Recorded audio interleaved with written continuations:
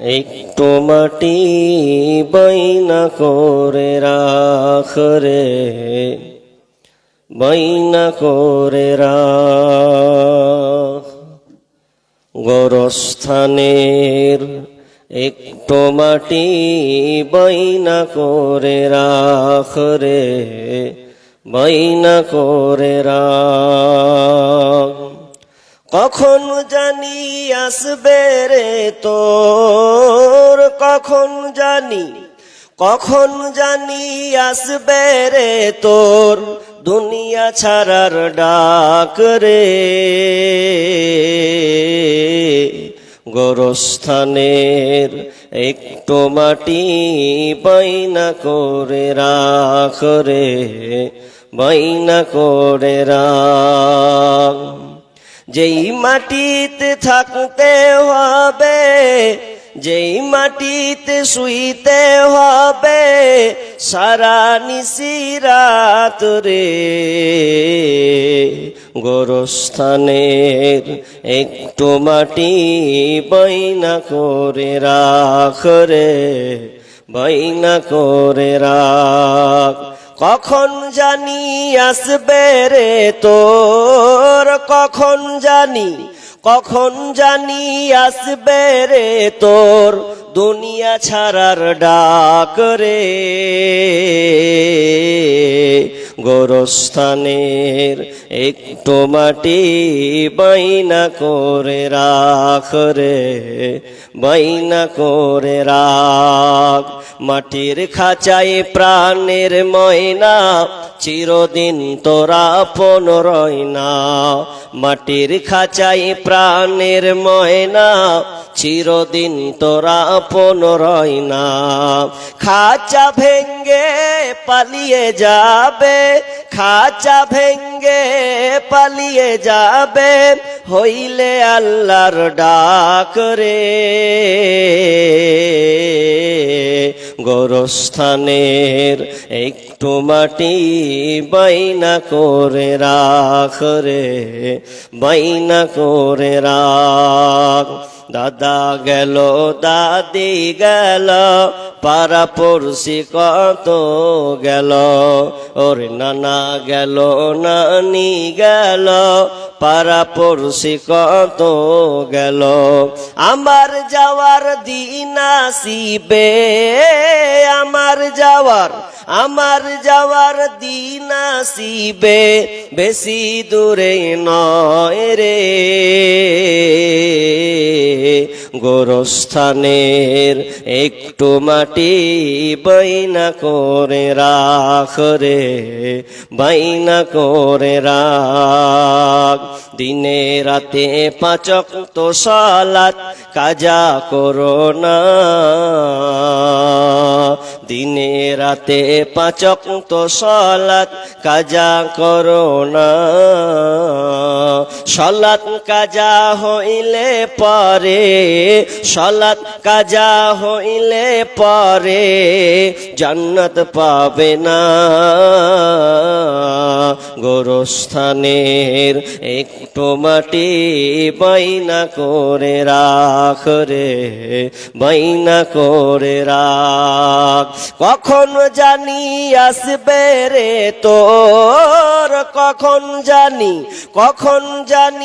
আসবে রে তোর দুনিয়া ছাড়ার ডাক রে। গোরস্থানের একটু মাটি বাইনা করে রাখ রে, বাইনা করে রাখ। গোরস্থানের একটু মাটি বাইনা করে রাখ রে, বাইনা করে রাখ। রব্বুল আলামিন এই সূরা আলাক 1 থেকে নিয়ে 5 আয়াত পর্যন্ত অবতীর্ণ করেছেন। এটা কখন অবতীর্ণ করলেন, কখন হলো এই অবতীর্ণটা? পূর্বে একটা জামান এমন সময় ছিল, জাহিলিয়াতের যুগ ছিল, অন্ধকারের যুগ ছিল, এমন একটা যুগ যেই যুগে মানুষ আর মানুষকে সম্মান করতে শিখত না। এমন একটা যুগ যে একটা মেয়েকে তার ইজ্জত আছে, তাকে সম্মান দিয়ে তাকে যেতে হবে, একটা মেয়ে তার স্বাধীনতা পাবে, এই রকম তার সময়টা ছিল না। শুধু তাই নয়, আর মেয়ে চলার তো দূরের কথা, ও জন্ম যদি হয় এটা হলো জাহিলিয়াতের যুগে এটা অপরাধ। কেন কন্যা সন্তান জন্ম নেবে, এটা কখনো তো মেনে নেওয়া যায় না। মেনে নেওয়া যায় না বলে বিশ্বনবী বসে আছেন রাতের বেলায়, টেনশনের মধ্যে থাকছেন। তিনি বলছেন কখন কখন মানুষ এই হেদায়েতের আলো পাবে, কখন মানুষ বুঝতে পারবে তার নিজের অবস্থা, বুঝবে বাবার অবস্থা, বুঝবে বোনের অবস্থা, এই রকমটা কখন আসবে? চিন্তায় চিন্তিত হয়ে আছেন, চিন্তায় চিন্তিত। এজন্য তিনি যখন কোরআন অবতীর্ণ হয়নি তার আগে তিনি একটা সংগঠন কায়েম করেছিলেন, যার নাম হলো হিলফুল ফজল। এই সংগঠনটা কেন করেছিলেন? যাতে করে মানুষকে সঠিক দিকে আনা যায়, লাইনের দিকে আনা যায়। তিনি সাকসেস হননি, 20 বছর পর্যন্ত চালিয়েছেন, কোনো ফায়দা হয়নি, কোনো লাভ হয়নি। মন ভালো নাই, বেচৈন চলছে, রাত 12টা 1টার সময় ঘুম হচ্ছে না, কি করি কে করে? এমন সময় কানে আওয়াজ ভেসে আসলো। আওয়াজটা কি? একটা ছোট বাচ্চার আওয়াজ, বাচ্চার আওয়াজ, কান্নার রোল কানে ঢুকছে, যেন চোখে তার ঘুম নাই। মা খাদিজাকে বললেন, খাদিজা বাড়ির পাশের বাড়ির খবরটা নাও। কেন এত রাতে, রাত 12টা 1টার সময় শিশু বাচ্চার কান্না, নিশ্চয় কোনো কিছু হয়েছে নাকি? খবরটা নিয়ে দেখো। বাড়ির পাশে গেলেন, বাড়ির পাশে গিয়ে মা খাদিজা রাদিয়াল্লাহু তাআলা আনহা যখন তিনি খবরটা পেলেন, খবর নিয়ে তৎক্ষণাৎ বাড়ি ঢুকে গেলেন। বাড়ি গিয়ে ঢুকে বললেন, হে মুহাম্মদ, ও আমার স্বামী, আপনি যে আমাকে পাঠিয়েছিলেন, তো পাঠানোর সময় দৃশ্যটা এই আপনি শুনেছেন, এই কানে শুনেছেন। কি শুনেছেন? ওটা আপনি শিশুর বাচ্চার আওয়াজ শুনেছেন। শিশু বাচ্চাটা ছেলে নয়, মেয়ে পয়দা হয়েছে, নারী হয়েছে। তো নারী হয়েছে বলে ওই মেয়ের বাপ ওই আতুর ঘরে কোলের বাচ্চাকে গলা টিপে তাকে মেরে দেওয়া হলো। ওই জন্য আপনি এই অন্ধকার রাতের সময় শিশু বাচ্চার আপনি আওয়াজ পেয়েছেন। এক কথায় বাচ্চাটাকে চিরতরে বিদায় দিয়ে দিল। যেমনই এই কথা বলা, বিশ্বনবীর চোখ দিয়ে পানি ঝরঝর করে ঝরছে। আহা, মানুষ কখন বুঝবে, কখন মানুষ এই দিশেহারা থেকে কল্যাণের দিকে আসবে? টেনশন আর টেনশন। কি করলেন? মা খাদিজাকে বললেন, খাদিজা, আমাকে আর ভালো লাগে না, তুমি আমাকে কিছু খাবার দাও। ওই খাবারটা নিয়ে আমি গারে হিরাতে চলে যাই। গারে হিরাতে গিয়ে আমি আল্লাহর ধ্যানে থাকবো, আমি ধ্যানে থাকবো, আল্লাহকে ডাকবো, আল্লাহর কাছে আমি চাইবো। কখন মানুষ এই নূর পাবে, কখন মানুষ আলো পাবে, কখন মানুষ সঠিক শিক্ষাটা পাবে। এই জন্য আমি চলে গেলাম। সুতিনি ধ্যানে রত ছিলেন, 1 দিন নয়, 2 দিন নয়, 1 মাস নয়, 2 মাস নয়। ইমাম বুখারী আলাইহি রাহমা তিনি বলছেন টানা 6 মাস গারে হিরাতে ধ্যানে মগ্ন ছিলেন। জাহিলিয়াতি কর্মকাণ্ড এত নোংরা, মেয়েদের কোনো সম্মান ছিল না। আমি তর্জমা করছি, তার আগে কিছু কথা আপনাকে শেয়ার করছি, মনোযোগ দিয়ে শুনতে হবে, খুব ধ্যানের সঙ্গে শুনতে হবে। আমরা আলেম ওলামা, মসজিদের খতিব বলেন, বক্তা বলেন, এরা কিসের দাওয়াত দেয়, কিসের দিকে মানুষকে ডাকে? মানুষকে কল্যাণের দিকে ডাকে, জান্নাতের রাস্তা, জান্নাতের দিকে ডাকে। মানুষকে হেদায়েতের রাস্তা কোনটা ওটা বাতলে দেয়, বলে দেয়, এই দিকে ডাকে। শান্তি কোনখানে আছে এই দিকে আহ্বান করে।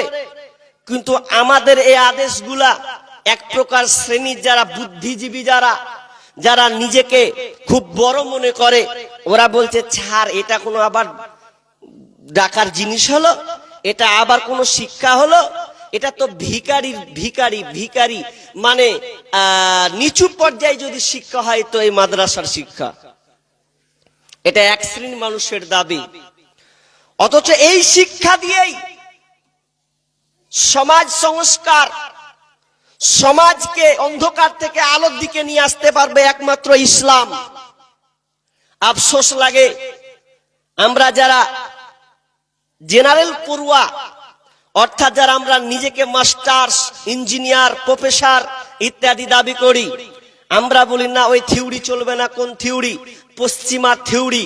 যারা কিনা মানে ভোটের কথা বলে যে ভোট দাও, ভোট দিয়ে সমাজ সংস্করণ করো, ভোট দিয়ে ইনসাফ হবে, তোমরা নারীদেরকে বিয়ে দিও না কতদিন পর্যন্ত, তো 18 বছর হলে তারপরে তার বিবাহটা দাও, তার আগে বিবাহ দিও না।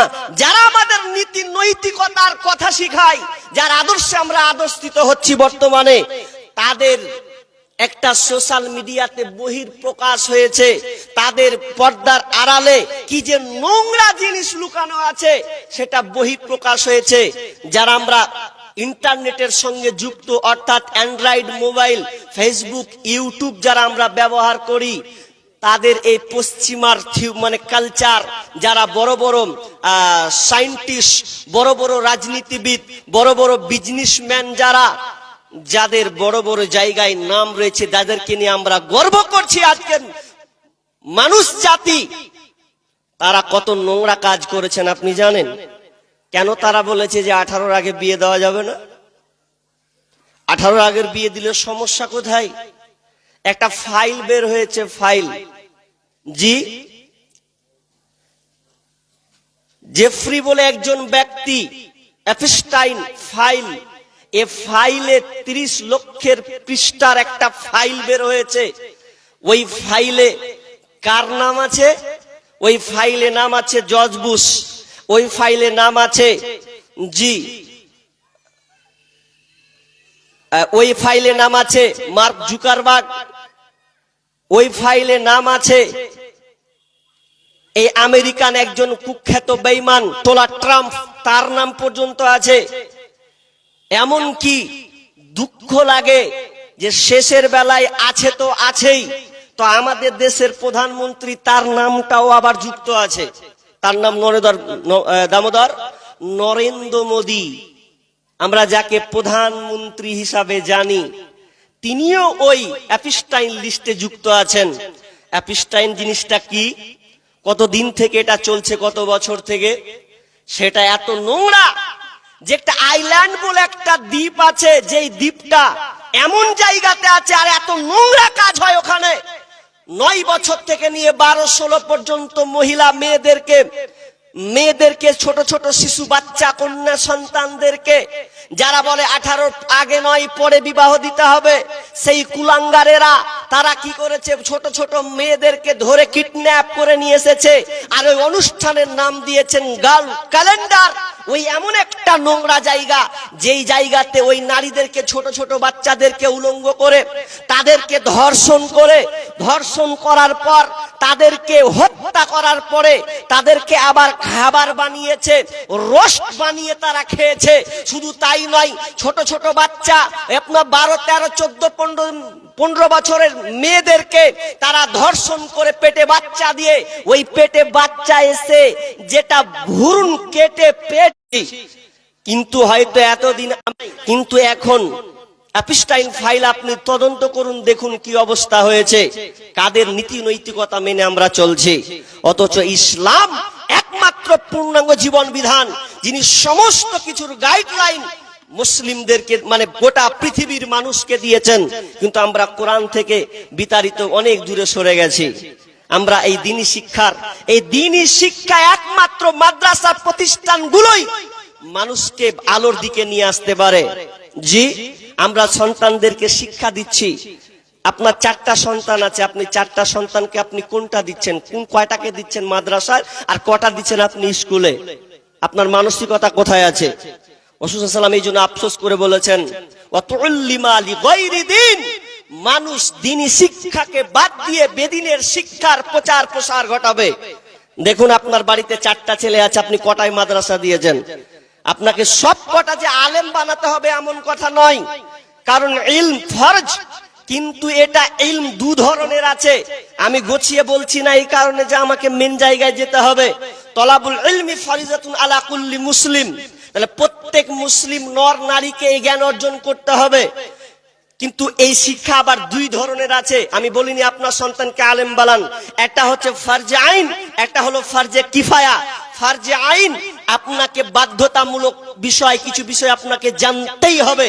যেমন আপনাকে 5 ওয়াক্ত আপনি নামাজ পড়বেন, সালাত নামাজ যে পড়বেন, তো নামাজ পড়তে গিয়ে আপনাকে প্রথম রিকাত যে আপনি করবেন তা আপনি দুআয়ে সানা আপনাকে জানতে হবে, সূরা ফাতিহা আপনাকে জানতে হবে, অন্য একটা সূরা যোগ করতে হবে, রুকুর দোয়া জানতে হবে, সেজদার দোয়া জানতে হবে, তাশাহুদের দোয়া জানতে হবে। তাহলে আপনাকে এগুলো জানা আবশ্যিক, মানে এটা ফরজে আইন, আপনাকে বাধ্যতামূলক। আপনি আলেম হতে হবে না, আপনি একটা প্রতিষ্ঠানে 10 জন ছেলে মানুষ করে দেন না, জি এটা ফরজে আইন যথেষ্ট। কিন্তু ফরজে কিফায়া, ফরজে কিফায়া মানে এটাই যে আপনাকে সম্পূর্ণ, আপনাকে সবার পরিবারকে মুলবি হতে হবে না, ফারাগাত নিতে হবে না, আপনাকে অন্তত জানতে হবে কোনটা কাজ ফরজে কিফায়া। কেমন?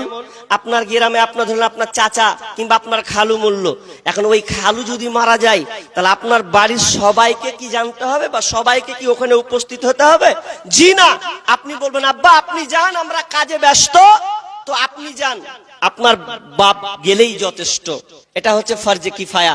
এটা গোটা গ্রামের লোককে যেতে হবে না জানাজার শরীক হওয়ার জন্য, কয়েকজন গেলেই, কিছু মানুষ গেলেই আপনি ওই স্বভাবের ওকে অধিকারী হয়ে যাবেন। কিন্তু নামাজ এমনটা নয় যে জোহর পড়বো না, বাপ আব্বা তুমি আমার লেগে জোহরটা পড়ে নাও। ফরজে আইন আপনাকে বাধ্যতামূলক শিখতে হবে। দ্বীনি শিক্ষার অনেক গুরুত্ব আছে, অনেক গুরুত্ব। জি আল্লাহ রাসূল বলছেন মান খারাজা ফি তলাবিল ইলমি ফাহুয়া ফি সাবিলিল্লাহি হাত্তা ইয়ারজিআ। আল্লাহ রাসূল বলছেন যেই জ্ঞান অন্বেষণের জন্য বের হয়, দিন জ্ঞান অন্বেষণের জন্য বাড়ি থেকে বের হয়, যতক্ষণ পর্যন্ত বাড়ি না যায়, ততক্ষণ যে বাড়ির দিকে না ফিরে, ততক্ষণ পর্যন্ত সে কি করে? ওই কল্যাণের মধ্যেই থাকে। জি সে দ্বীনির শিক্ষার মধ্যেই থাকে। সে এমনকি রাসূল সাল্লাল্লাহু আলাইহি ওয়াসাল্লাম বলেছেন যে ওই শিক্ষার পেছনে তার পায়ের তরে পর ফেরেশতারা পর বিছিয়ে দেন। কোন শিক্ষা? তো দ্বীনিয়াতের শিক্ষা, মানে ইসলামী শিক্ষা। অতএব দ্বীনি শিক্ষার উপরে আমাদের গুরুত্ব দিতে হবে। আর আমি একটা কথা বলে আমি মেন জায়গায় চলে যাচ্ছি, আমার লম্বা বিষয় করব না। আমি গত 2-3 দিন আগে কোনো আপনাদের হরিশ্চন্দ্রপুর থানাতে শিক্ষা সম্পর্কে প্রায় 1.5-2 ঘন্টা আলোচনা করেছিলাম। আমি শুধু আপনাকে কিছু ইঙ্গিত দিলাম কি যে এই দ্বীনি শিক্ষার কত গুরুত্ব আছে, আপনি অবাক হয়ে যাবেন। শুধু একটা ঘটনা বলি, আমি মেন জায়গায় চলে যাই। আব্দুল্লাহ বিন মুবারক তিনি একজন আলেম, আলেম হয়েছেন ঠিকই, কিন্তু একটা বাগানে তিনি দায়িত্ব আছেন, নিয়োজিত আছেন। তো বাগানে তিনি দায়িত্বরত আছেন, কাজ করছেন। তার কাজ হচ্ছে কি? একটা বাগানকে দেখাশোনা করা, বাগানটা দেখভাল করবে। এখন বাগানটা যে দেখভাল করবে, তো একদিন বাগানের মালিক বলছেন ভাই তুমি শোনো, আমার বাড়িতে মেহমান এসছে, তো এই মেহমানদারি করব আমি, তো তোমাকে আমি বলছি যে তুমি ওই বাগান থেকে কিছু আঙ্গুর, কিছু খেজুর পেরে নিয়ে আসো, সুস্বাদু ভালো ভালো খাবার নিয়ে আসো, এখানে হাজির করো। তখন আব্দুল্লাহ বিন মুবারক কথা মতন চলে গেছেন বাগানে। বাগানে গিয়ে গাছে দেখেছে বড় বড় লটকে আছে, ঝুলে আছে, বড় বড় টাইপের আছে, দেখতে ভালো লেগেছে। সঙ্গে করে কিছু ঝুড়ি আপনার কিছু ক্যাচ পেরে নিয়ে আসলো, কিছু আঙ্গুর নিয়ে আসলো, কিছু খেজুর নিয়ে আসলো, নিয়ে এসে মালিকের কাছে হাজির করলেন। মালিক তখন বলছেন লেন আপনার খিদমত আপনি করেন, মেহমানদারি করেন। তখন মালিক, বাগানের মালিক দেখলো যে এই ফলটা কেমন আছে, তো আগে আমাকে খেতে হবে। প্রথমে একটা খাবার খেলো, খাওয়ার পর তিনি যখনই মুখ দিয়েছেন, তো খেজুরটা একেবারে ভালো নয়, মিষ্টি নয়, সুস্বাদু যেন নয়। আঙ্গুরটা মুখ দিয়েছে, তো আঙ্গুরে মুখ ধোয়ার সঙ্গে সঙ্গে মুখ পেস্টে উঠেছে, খাট্টা খাওয়াই যায় না। তখন আব্দুল্লাহ বিন মুবারাককে বলছেন, তুমি কেমন মানুষ? তোমাকে বললাম ভালো ভালো সুস্বাদু ফলগুলো তুমি পেরে নিয়ে আসবে, তুমি এমন ফল কেন পেরে নিয়ে আসলে? যাও তুমি ভালোগুলোকে নিয়ে আসো। আবার যখন আনা হলো, আবার সামনে পেশ করা হলো, আবার ট্রাই করে দেখা হলো, তো কোনটা প্যান সেটে কটা আপনার কিনা কোনটা যেন টক টক খাট্টা হয়ে আছে, কোনটা খাবার যেন ভালো নয়, কোনটাই ভালো নাই। এবার সে কি করলো, ধমক দিয়ে বলল, তুমি কি এটা কাজ? তুমি এতদিন থেকে আমার বাগানে কাজ করছো, বাগান দেখাশোনা করছো, অথচ এখন পর্যন্ত তুমি ভালো ফল নিয়ে আসতে পারলে না, এটা কারণ কি? তখন আব্দুল্লাহ বিন মুবারাক বলছেন, মালিক আপনি আমাকে খাবার আনতে বলেছেন, ফল আনতে বলেছেন, আমি এনে দিয়েছি, কিন্তু আপনার বাগানে যতদিন পর্যন্ত আমি কাজ করেছি, জীবনে কোনোদিন দায়িত্বরত অবস্থায় আপনার বাগানের ফলকে আমি মুখে দিই না। কোনটা মিষ্টি আমি জানি না, কোনটা টক এটাও আমার ধারণা নেই, কারণ আমি কোনোদিন আপনার ফলকে খাইনি। আর আপনি আমাকে কোনোদিন বলেননি, আব্দুল্লাহ তুমি ওই গাছের ফলটা তুমি খাও, আপনি আমাকে ফল খেতে বলেননি, আমি কোনোদিন খাইনি। আর কোনটা গাছের ফল কেমন এটাও আমার জানা নাই, অতএব আপনি আমাকে ক্ষমা করবেন। যখনই লোকটা মালিক বাহারে, এতদিন থেকে তুমি আছো, জীবনে কোনোদিন ফল খাওনি, এটা কোন শিক্ষা? এটা কে তোমাকে শিক্ষা দিল? এর নাম হলো মাদ্রাসার শিক্ষা। তুমি মাদ্রাসায় পড়েছ, মাদ্রাসায় তোমাকে কোরআনের শিক্ষা দেওয়া হয়েছে, হাদিসের দার্স দেওয়া হয়েছে, এই শিখে মাদ্রাসায় শিক্ষা, তার মানে ওকে বলা হয়েছে খবরদার কারো অন্যায় ভাবে কোনো কিছু খাবি না, খবরদার কাউকে না বলে কোনোদিন কারো জিনিস খাবি না, কাউকে ঠকাবে না। তাহলে ইসলাম মানে মাদ্রাসায় পড়ে, মাদ্রাসার শিক্ষা এমন একটা শিক্ষা, একজন তালেবে ইলমকে, একজন আপনি স্টুডেন্টকে দিনের ভাবে কিভাবে নিয়ে যেতে হয়, এই প্রকৃত শিক্ষা যদি আছে তো প্রতিষ্ঠান মাদ্রাসার মধ্যে আছে। লোকটা অবাক হয়ে গেল, মাদ্রাসার ছেলে তো, ওই জন্য মনে হওয়ার খায় নাই। তো এটা তার জাগ্রত কে করলো, এ ব্রেনে কে বললো এই কথাটা? ওই জন্য আল্লাহ রাসূল সাহাবীদেরকে শিক্ষা দিতেন কি, তাআল্লামনাল ঈমান সুম্মা তাআল্লামনাল কোরআন। আল্লাহ রাসূল আগে সাহাবীদেরকে ঈমানের জ্ঞান, আগে ঈমান কি এই জিনিসটা আগে শিখিয়েছেন, তারপরে কোরআন। আর কোরআন যখন শিখতে লাগলাম তো আরো সহজ হয়ে গেল, ইজি হয়ে গেল, জি আরো খুব ভালো হলো। যে একটা যখন ঈমানি চেতনা, ঈমানের ইলম শিক্ষা যখন দেওয়া হলো, তখন কোরআন আমাদের জন্য আরো সহজ হয়ে গেল। তাই একমাত্র কারিগর যিনি শিক্ষা ভালো, যিনি শিক্ষা যদি থাকে তো মাদ্রাসার মধ্যে আছে। আপনার ছেলে যদি ডাক্তার হয় তা আপনি আগে মাদ্রাসায় দেন, তারপরে আপনি ডাক্তার লাইনে দেন, আপনি আগে আপনার মাদ্রাসায় আপনার সন্তানকে দেন, তারপরে আপনি লয়ের পড়াশোনা করান, আইন বিভাগ পড়াশোনা করান, কোনো অসুবিধা নাই। তাহলে ওর কাছে আপনি মানে ন্যায় পরায়ণতা পাবেন, তাকে আপনি বিশ্বস্ততার সঙ্গে কাজ দিলে আপনি সেটা পাবেন। কিন্তু দুঃখ বিষয়, আজকে আমরা দুনিয়াবী শিক্ষাকে যত যেভাবে দেখছি, আমরা মাদ্রাসা প্রতিষ্ঠান শিক্ষাকে ওইভাবে দেখি না। জি, তবে এলাকায় আপনারা ভালো মানুষ, এলাকায় আপনারা এই বড় একটা প্রতিষ্ঠান বানিয়েছেন, আমি দেখলাম বিশাল বড় এরিয়া নিয়ে। জি, দুবার আসলাম না, আপনাদের আগ্রহ আছে, প্রতিষ্ঠানের প্রতি আপনাদের ভালোবাসা আছে, দরদ আছে বলেই আজকে আপনার প্রতিষ্ঠানকে আপনারা এত বড় করে গড়ে তুলেছেন। জি, আপনাদের শ্রম দিয়ে, মেধা দিয়ে, মাল দিয়ে আপনারা এই মাদ্রাসাকে গড়ে তুলেছেন, বড় করেছেন। কত জায়গা গেলাম, কত রাজ্য, কত জেলা গেলাম, মাদ্রাসা ছোট তো ছোট হয়ে পড়ে আছে, কোনো তার ভ্যালু মনে হচ্ছে নাই। কিন্তু আপনাদের এটা ব্যতিক্রম একটা প্রতিষ্ঠান, যার কারণে প্রতি বছর আপনারা মাথার তাজ, এই মাথায় পাগড়ি পরানো হচ্ছে, আপনারা দেখতে পাচ্ছেন। তবে অনুরোধ করব, আপনারা এই দ্বীনি শিক্ষার পিছনে সময় দেন, কারণ আল্লাহ রাসূল বলছেন খায়রুকুম মান তাআল্লামাল কুরআনা ওয়া আল্লামাহু। আল্লাহ রাসূল বলছেন মানে ওই লোকটা সর্বোত্তম, যে লোকটা নিজে কোরআন শিখে আর অপরকে কোরআন শিক্ষা দেয়, ওই লোকটা সর্বোত্তম, সবচাইতে ভালো ব্যক্তি, যেই ব্যক্তিটা নিজে কোরআন শিখে আর অপরকে কোরআন শিক্ষা দেয়। তাহলে এর চাইতে আর ভালো কি হতে পারে? জি, অতএব আমরা এই দ্বীনি শিক্ষার প্রতি আমাদের ঝুঁকি দিতে হবে, দ্বীনি শিক্ষার পেছনে আমাদেরকে খরচ করতে হবে। যেখানে ইমানি চেতনার কারিগর তৈরি করা হয়। আমি আর বেশি লম্বা করছি না, যেহেতু অনেক ব্যাকলাইন দিয়ে আমি কেটে কুটে আপনাদের কিছু কথা বুঝালাম। আজকের আলোচনা যেটা একটু করতে হবে সেটা হচ্ছে, তারপর আমি আপনাদের যে মাকসাদ বা আমরা যে উদ্দেশ্যে আজকের আয়োজনটা করেছি অবশ্যই আপনারা অবগত আছেন। শেষ পর্যন্ত থাকবেন, ফারাগাত পর্যন্ত আপনার মাথায় পাগড়ি যে দেওয়া হবে শেষ পর্যন্ত আপনারা থাকবেন। কতজন হলো সচক্ষে আপনারা এই রেজাল্ট, এর বাগান থেকে ফুলগুলো আপনারা দেখতে পাবেন। সিয়াম, রোজা আমাদেরকে রাখতে হবে। তো এই রোজা যে রাখবো, তো রোজা রেখে আমাদের কি লাভ, আমি বিস্তারিত বলবো না, শর্টকাট কিছু কথা বলছি। আমি রোজা ব্যাপারে আলোচনা করব না, যেহেতু সময় খুব সংকীর্ণ।